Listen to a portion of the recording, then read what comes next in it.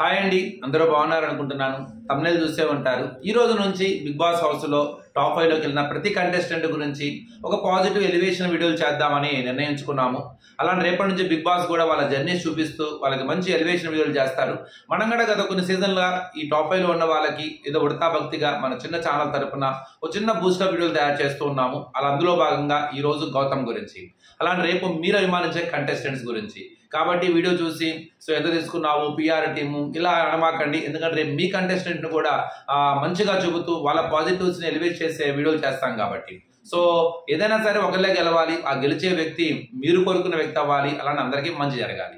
ఈ రోజు గౌతమ్ గురించి, మరి సీజన్ 8 టైటిల్ కి విన్నర్ అయ్యే అర్హత గౌతమ్ ఉందా? గౌతమ్ గురించి నా మాటల్లో.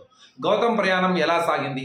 సీజన్ 7 లో మనకి ఆల్మోస్ట్ గౌతమ్ గురించి, గౌతమ్ కృష్ణగా పరిచయమైన ఈ గౌతమ బుద్ధుడు తర్వాత అశ్వత్థామ 2.0గా ప్రజల్లోకి వెళ్ళాడని చెప్పాలి. ప్రపంచానికి అశ్వత్థామ 2.0గానే ఎక్కువగా పరిచయమైన ఈ గౌతమ్కి ఆ పేరు మాత్రం చాలా నిద్రలేని కాలరాత్రులనే ఇచ్చిందని చెప్పాలి. ట్రోలింగ్ పేరుతో తనని నిరాశ స్కూల్లోకి తీసుకెళ్లారని చెప్పాలి. మానసిక క్షోభకు గురి చేశారని చెప్పాలి. దానిలో నుంచి బయటకు రావడానికి, అలానే తన సరికొత్త భవిష్యత్తులోకి సరికొత్తగా అడుగు పెడతానికి, అలానే తను ఎంతో ఆశతో కలలు కంటున్న బంగారు భవిష్యత్తులోకి ఒక అవకాశం వస్తే చాలు, ఒక మెచ్యూర్డ్ హ్యూమన్ బీయింగ్ గా గతంలో చేసిన తప్పులని అంటే వేటాడుతున్న ఆ గతాన్ని మరవాలి, ఆ గతాన్ని వదిలివేసి సరికొత్తగా ఈ గౌతమ్ని ప్రపంచానికి తిరిగి చెప్పాలి అని ఆ వచ్చిన అవకాశంతో ఎన్నో ఆశలతో పట్టుదలతో అకుంఠిత దీక్షతో అడుగుపెట్టాడు. వైల్డ్ కార్డ్ ఎంట్రీగా అడుగుపెట్టిన ఈ గౌతమ్ సౌమ్యుడిగానే తన ప్రయాణాన్ని సాగించాడు. గౌతమ్ ఆట ఎలా సాగింది? కన్ఫర్మ్ గా సీజన్ 8 గౌతమ్ ఆటతోనే మలుపు తిరిగిందని చెప్పాలి. సీజన్ 8కి ఊపు తీసుకొచ్చాడనే చెప్పాలి. పడి లేచిన కెరటంలా విరుచుకు పడ్డాడనే చెప్పాలి. అలానే రేసులోనే లేను అనుకున్న వాళ్ళకి రేసు గుర్రంలా పరిగెడుతూ టైటిల్కి అడ్డంగా నిలిచిన ప్రత్యర్థిని చెమటలు పట్టించాడనే చెప్పాలి. ఈ రోజు అవతల ప్రత్యర్థులకు కంగారు పెడుతూ ఒక అంగం ముందున్నాడనే చెప్పాలి. సీజన్ 8కి ఊపిరి తీసుకొచ్చిన కంటెస్టెంట్ అనే చెప్పాలి. అశ్వత్థామ 2.0ని వదిలి తనను తాను పరిచయం చేసుకునే క్రమంలో ఏదైతే అది అయ్యింది, భయపడేదే లేదు, తగ్గేదే లేదు, అశ్వత్థామ 3.0 బ్యాక్ అని ప్రపంచానికి అరిచి చెప్పిన గొప్ప వీరుడనే చెప్పాలి. ఇలాంటి గౌతమ్ తన ఆటలో చేసిన మంచులేంటి చెడులేంటి కూడా డిస్కస్ చేసుకుందాం. ఒకటైతే పక్క, ఆ హౌస్ మేట్స్ అందరికీ సమానమైన దూరం పాటించాడు. అందరిలాగానే హౌస్ మేట్ అయ్యాడు. అలానే కొంతమందికి దగ్గరగానో కొంతమందికి దూరంగానో ఉంటూ ఏ గ్రూపులో మాత్రం గ్రూప్ మేట్ అయితే కాలేదు. సోలో ఫైటర్ గానే నిలబడ్డాడు, ఇండివిజువల్ గానే ఆడాడు. కెమెరాల ముందు తన బాధని వ్యక్తపరుచుకున్నాడు, తన ఆటని విశ్లేషించుకున్నాడు, ఆత్మ పరిశీలన చేసుకున్నాడే తప్ప ఆ కెమెరా ముందు ఏ కంటెస్టెంట్ గురించి కూడా నెగిటివ్ గా మాట్లాడటానికి ప్రయత్నించలేదు. గౌతమ బిగ్ బాస్ కూడా వినపడకుండా మైకులు పక్కన పెట్టి లైట్ లాగిన తర్వాత గుసగుసలు పెట్టి అవతల కంటెస్టెంట్ గురించి గంటలు మాట్లాడే వాళ్ళలాగా ఒక్క అవకాశం వచ్చినా తనను తాను ఆత్మ పరిశీలన చేసుకున్నాడే తప్ప, ఆత్మ విమర్శ చేసుకున్నాడే తప్ప తన బాధని ఎవరికి చెప్పినా వాళ్ళు సరిగా అర్థం చేసుకుంటారో లేదో అందరూ స్ట్రాటజీగా తనను చూస్తూ ఉన్నారు. తనతో పలకరించే పలుకు వెనకాల ఏదో ఒక మతలబు, ఏదో ఒక కంటెంట్, ఏదో ఒక అనుమానం దాగి ఉన్నది. నా బాధలాగా నన్నులాగా అర్థం చేసుకునే వ్యక్తి హౌస్ లో లేకపోయేసరికి ఆ బాధని కెమెరాకి చెప్పుకున్నాడే తప్ప ఏ ఒక్కరి గురించో కంప్లైంట్ చేసే ప్రయత్నం అయితే చేయలేదు. స్ట్రాటజీలతో సెల్ఫ్ క్లాన్ పేరుతో స్నేహం అనే ముసుగులో గ్రూప్ గేమ్ ఆడుతూ ఒక్కొక్కరిని ఇంటికి బయటికి పంపించే క్రమంలో ఎవరికి వాళ్ళు కొత్త స్ట్రాటజీలతో విరుచుకుపడుతూ ఉన్నా తనతో పాటు వచ్చిన వైల్డ్ కార్డ్ కంటే ఎంట్రీస్ 24/7 కెమెరాని తమ వైపు తిప్పుకోగల సత్తా ఉన్న కంటెస్టెంట్స్ ఆల్రెడీగా పాతుకుపోయి ఫ్యాన్ బేస్ ఏర్పాటు చేసుకొని ప్రజల హృదయాలను గెలుచుకున్న హేమాహేమీల ప్రత్యర్థుల మధ్య తనకి వచ్చి రాని డాన్స్ కానీ ఏదైనా సరే తనకి రాకపోయినా సరే తనలో తను 100% ఎలా ఇవ్వగలను చూశాడే తప్ప ఎక్కడ అది నాకు రాదు అని తన నుంచి తప్పించుకోలేదు. అలానే తనకి అది వచ్చు అని వచ్చిన దానిలో గర్వపడను లేదు. అది ఓటమి అయినా గెలుపైన స్పోర్ట్స్ పర్సన్గా రెండింటిని చాలా సగర్వంగాను గౌరవంగాను రెస్పెక్టబుల్గాను స్వీకరించాడే తప్ప గెలిచానని అహంకారాన్ని నెత్తిన పెట్టుకోలేదు. ఓడిపోయా నిరాశ స్ఫూర్తిలోకి వదలలేదు. ఎంతటి ఓటమైనా సరే చిరునవ్వుతో స్వీకరించాడే తప్ప బెటర్ లైక్ నెక్స్ట్ టైం అని తనకు తాను సమర్థించుకుంటూ మళ్ళీ పడిలేచిన కెరడంలా ఉత్తేజంలా ఎగిరిపడ్డాడే తప్ప నిరాశ స్ఫూర్తిలోకి వెళ్ళి రాద్ధాంతాన్ని క్రియేట్ చేయలేదు. కన్నీళ్లతో సెంటిమెంట్ని పండించే ప్రయత్నము చేయలేదు. తను ఏం చేసినా ఏదో ఒక స్ట్రాటజీ ఉంటుందని, తన మాటలో క్యాలిక్యులేషన్ ఉంటుందని, గత సీజన్లో చూసిన ఎక్స్పీరియన్స్ దృష్టిలో పెట్టుకొని కంటెంట్ కోసమో లేకపోతే ఒక ప్లాన్డ్గా తన చర్యలు ఉంటున్నాయని అన్ని ప్రతి ఒక్క తన మాటకి ఒక లెక్కను కట్టి తనను అనుమానంగా చూస్తున్న కంటెస్టెంట్స్, తనలో ఉన్న మంచిని సైతం కూడా చెడుగా చూపించే ప్రయత్నము. గౌతమ్ మనకి ప్రత్యర్థి అవుతాడు, వీడు ఉంటే మన ప్రయాణం చాలా కష్టమవుతుంది, మనకు అడ్డం వీడు ఎట్టయినా బయటికి వెళ్ళాలి అని ప్లాన్లు కట్టారు. ప్లాన్కి ఎత్తుకు పై ఎత్తులు వేశారు, వ్యూహరచన చేశారు, ఇంప్లిమెంట్ చేశారు, బయటికి పంపించడానికి గట్టి ప్లానింగే వేశారు. కానీ తన ప్రయాణంలో ఈ ఆడుతున్న పరమపద సోపాన పట్టంలో కాలనాగు కాచుకొని కూర్చుంది. సో తను ఊహించని పరిణామాన్ని ఎదుర్కొన్నాడు. ఆ కాటు తుటిలో తప్పిపోయింది. తనను తాను విశ్లేషించుకున్నాడు. ఏం జరుగుతుంది? నన్ను నేను సరిగా ముందుకు పరిశీలించుకోలేకపోతున్నానా? నన్ను నేను సరిగా విమర్శించుకోలేకపోతున్నానా? ఆడియన్స్లోకి ఎందుకు వెళ్ళలేకపోతున్నాను? కానీ విధి వక్రయించిన దేవుడు చల్లని చూపు చూశాడు. ఆ కాలనాగు కాటు నుంచి తప్పించి హౌస్లో తన ప్రయాణాన్ని కొనసాగించమన్నాడు. అక్కడి నుంచి ఎన్నో సందేహాలు, ఎన్నో ప్రశ్నలు, ఎన్నో అనుమానాలు. ఇది కరెక్టేనా? ఇలా ఉండటం సమంజసమేనా? నేను డిజర్వ్డేనా? సో ఇక్కడ నుంచి నా నెక్స్ట్ స్టెప్ ఏంటి అని నిరాశ నిస్పృహలోకి జారుకునే క్రమంలో సెల్ఫ్ మోటివేషన్, ఇది ఒక అవకాశం, ఆడియన్స్ నాకు ఇచ్చిన ఒక వరం, దీన్ని కసిగా స్వీకరించాలి, నన్ను నేను ముందుకు తీసుకువెళ్ళాలి, నా తప్పుల్ని సవరించుకోవాలి, పడి లేచిన కెరడంలా విరుచుకుపడాలి, దూరమైన విజయాన్ని వశం చేసుకోవాలి, బిగ్ బాస్ 8లో నాకంటూ ఒక పాత్రని, నాకంటూ ఒక పేజీని సవర్ణాక్షరాలతో లిఖించుకోవాలి అని మొక్కవోని ఆత్మవిశ్వాసంతోనూ ధైర్యంతోనూ అడుగులు వడివడిగానే కలిపాడు. ఇంత చిన్న తప్పుల్ని వెంటనే సవరించుకున్నాడు. ఇక తన ఇండివిజువల్ ఆటని స్టార్టే చేశాడు. చుట్టూ ఉన్న అందరితో స్నేహం చేశాడు, అందరి వాడయ్యాడు. అలానే ఏ ఒక్కరికో దగ్గర అయ్యి సో నాకు స్నేహం ముసుగులో మాత్రం ఆటని ఆటలానే చూశాడు, హౌస్ మేట్స్ లానే చూశాడు. అందరూ నాకు హౌస్ మేట్స్, అందరూ నాకు మిత్రులు, అందరూ నాకు ప్రత్యర్థులే అని బల్లగుద్ది అరిచాడు. నేను ఎవరి నుండి ఏమీ ఆశించట్లేదు, మీరు నా నుండి కూడా ఏమీ ఆశించవద్దు అని మొహమాటం లేకుండా తేల్చి చెప్పాడు. సో తన మాటలకి చిన్న పదం అంటే తనలో ఉన్న ఏ చిన్న తప్పు అయినా సరే దాన్ని భూతద్దంలా చూపి ఇది నువ్వు, ఇది నీ వ్యక్తిత్వం, ఇది నీ ఆట, ఇది నీ ప్లాన్, నువ్వు రియల్ కాదు, నువ్వు ఫేక్ కాదు అని చెప్పేసి ఆడియన్స్కి అర్థమయ్యేలాగా అరిచి రంకిలే వేశారు.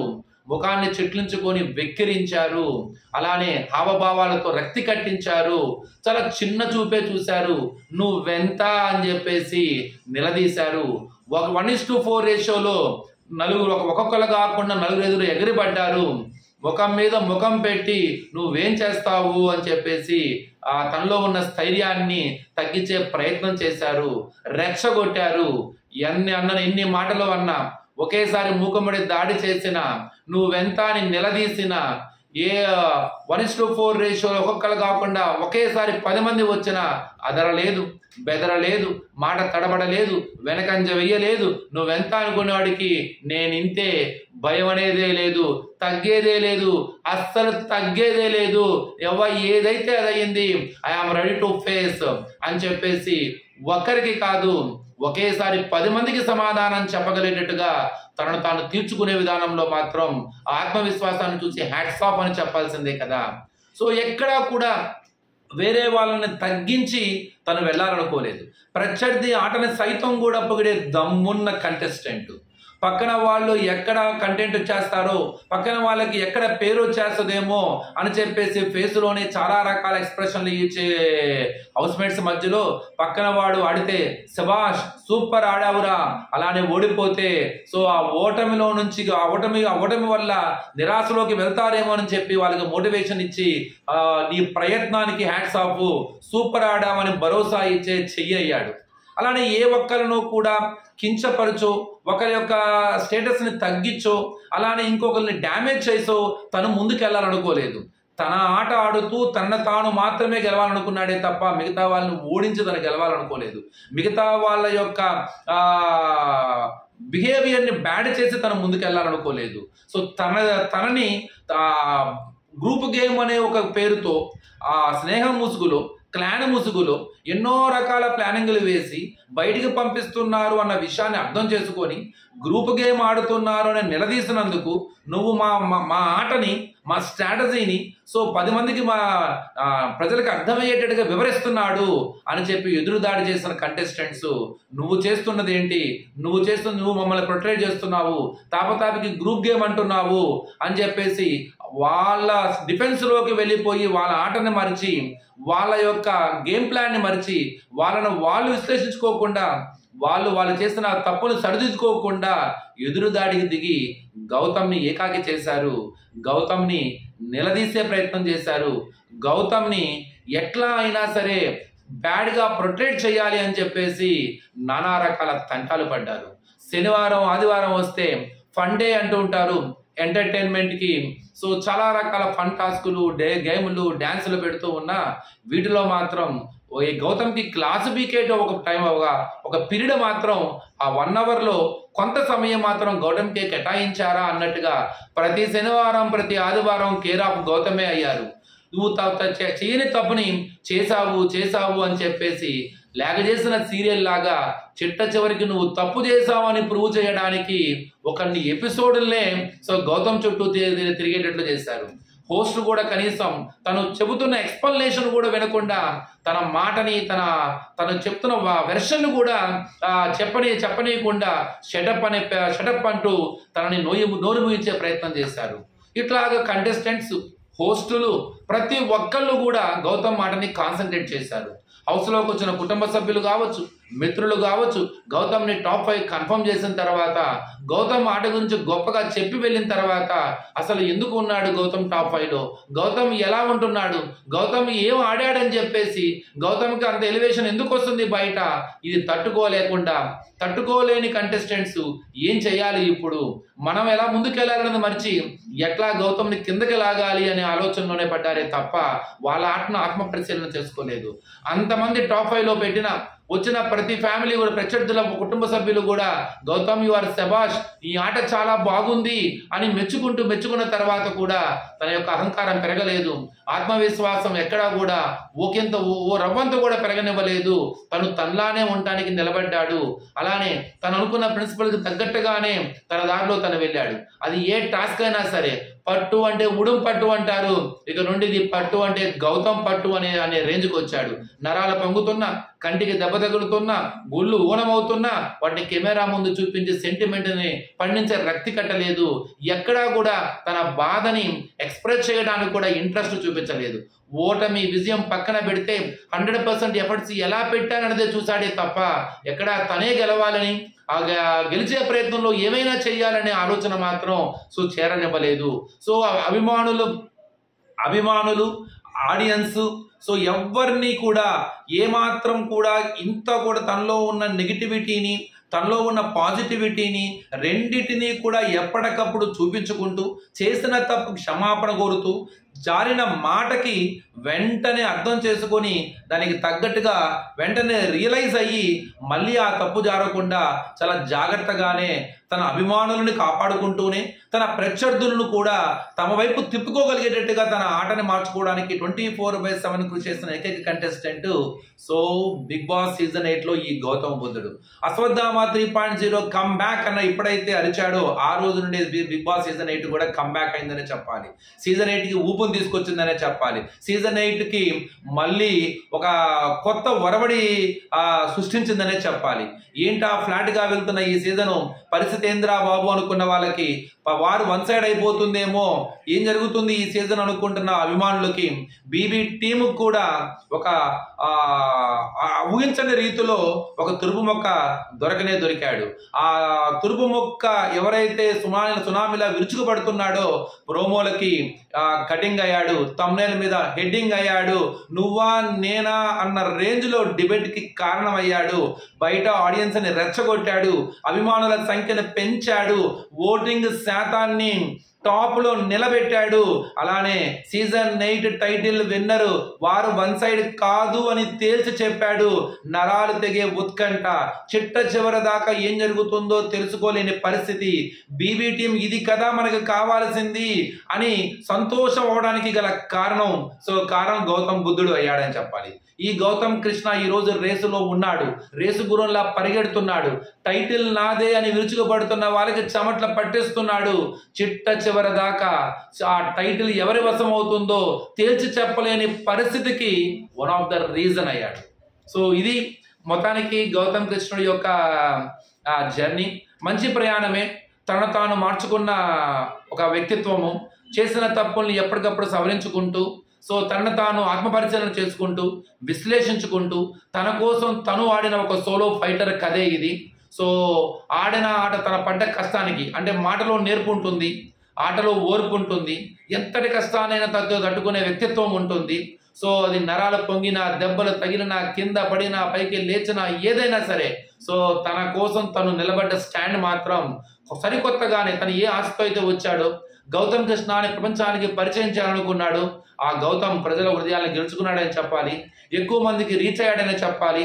తనలో తను గత సీజన్లో చేసిన తప్పులన్నింటినీ ఫుల్ స్టాప్ పెట్టి తన జీవితాన్ని సరికొత్తగానే సో ప్రయాణించడానికి సరైన అడుగులు వేశాడని చెప్పాలి.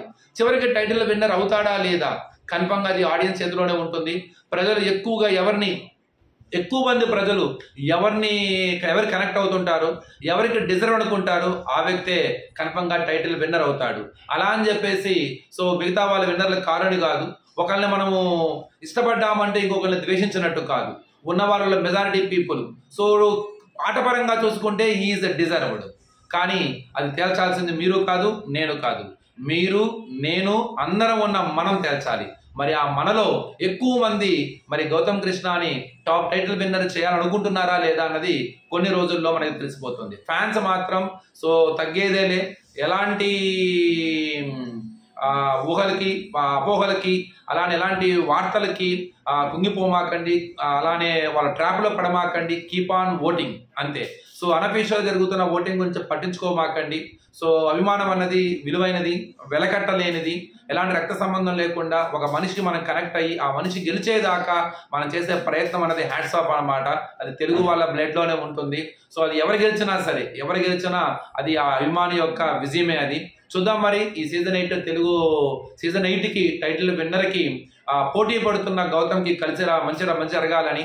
సో ఒకవేళ ఆ విజయాన్ని అందుకునే అవకాశం లేకపోయినా కూడా తన లైఫ్లో తను అనుకున్న దాన్ని సాధించి లక్ష్యాలను పూర్తిగా చేరుకోవాలని, సో ఆ భగవంతుడు తన ప్రతి అడుగులో కూడా తోడుగా నీడగా నిలబడాలని మనస్ఫూర్తిగా కోరుకుంటూ ఆల్ ది బెస్ట్ చెప్దాం. థ్యాంక్ యూ అండి.